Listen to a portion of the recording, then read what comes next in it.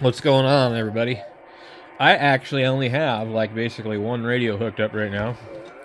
I'm just kind of kicking back, monitoring, and listening.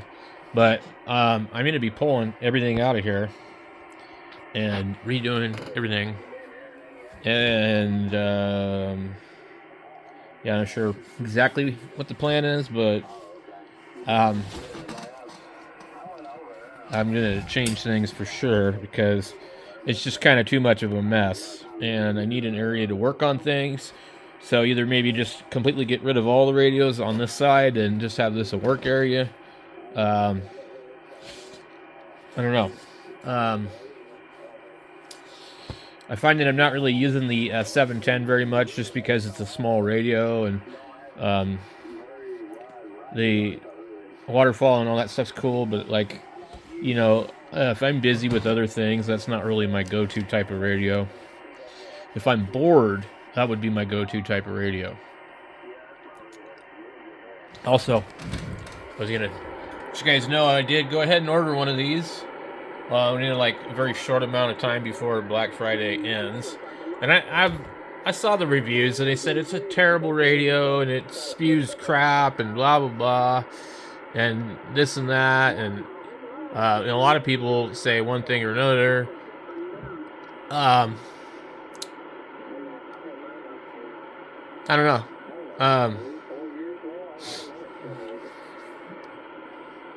I don't know. It's got look at this thing too.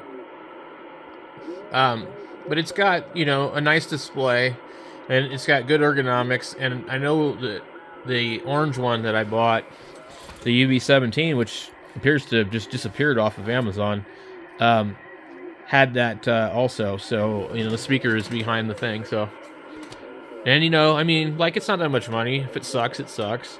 You know.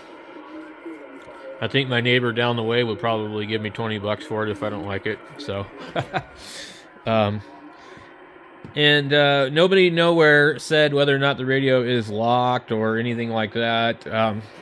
So I will let you guys know about that when I do get it. I have a feeling it is. It appears to share the screen with the other radio. Let me see. It appears to share the screen with the UV17. I was also looking at getting one of these. I have my case on here. I noticed that a little bit of the front screen is slightly different. That one's raised up. This one isn't. And the emblem is over there on that one. I like this radio. It does have some quirks. When you push scan, it doesn't say scanning. It says something else.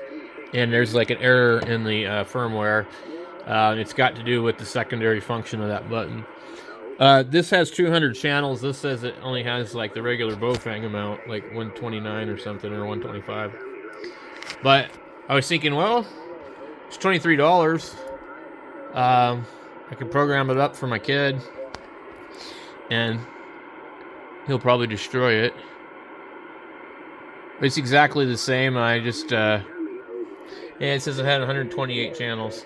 I guess 128, 129, what does it matter? So, probably be about $26 with tax, something like that. So, it'd be kind of interesting to test it just to see. This one also transmits on 220, but I don't use. Like I said before, I don't really talk on the 2-meter stuff, and when I do, I'm using the radio down here. So, these are just kind of cool to fiddle around with.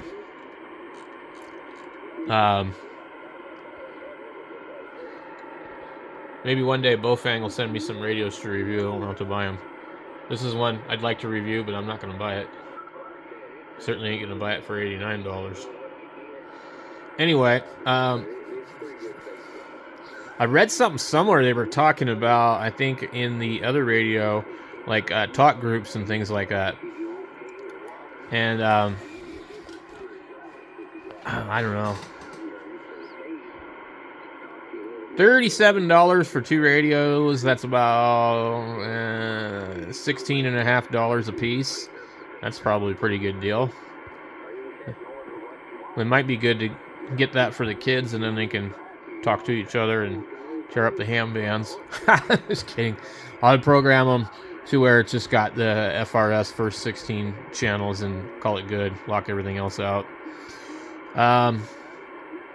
This radio here is locked. Yeah.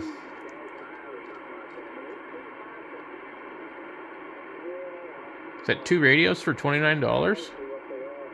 Oh my goodness. So it'd be about $15 a piece. Wow. I mean, these are good for that kind of stuff. Like if you're gonna let your kids, use them. Yeah, it's a pretty good price, I guess. Anyway, so I gotta get busy. We gotta start moving stuff, stacking stuff somewhere else, and I'll let you guys know what the shack looks like when I'm done.